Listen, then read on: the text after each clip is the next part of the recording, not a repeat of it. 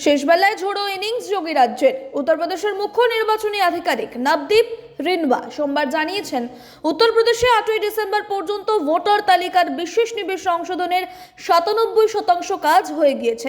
তিনি আরও জানিয়েছেন, অনলাইনে ফর্ম জমা দেওয়া আবেদনকারীদের বুথ লেভেল অফিসারের কাছে অফলাইন কপি জমা দেওয়ার প্রয়োজন নেই। বিদেশি ভোটার নিবন্ধনের প্রক্রিয়াটি ফের একবার জানিয়েছেন রিনবা।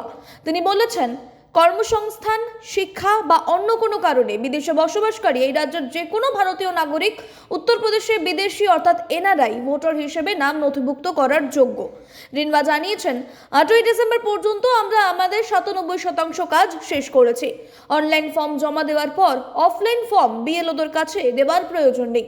একজন ভারতীয় নাগরিক যিনি কোনো কারণে বিদেশে বসবাস করছেন এবং যদি তিনি সেখানে নাগরিক না হয়ে থাকেন তাহলে তিনি ভারতীয় নাগরিক হতে পারেন। এর জন্য তাকে ফর্ম 6A পূরণ করতে হবে।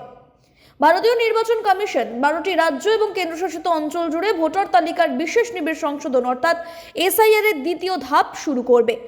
চূড়ান্ত ভোটার তালিকা 21শে ফেব্রুয়ারি প্রকাশিত হবার কথা রয়েছে। বিধানসভা নির্বাচনের আগেই সেপ্টেম্বরে বিহারে এসআইআর হয়।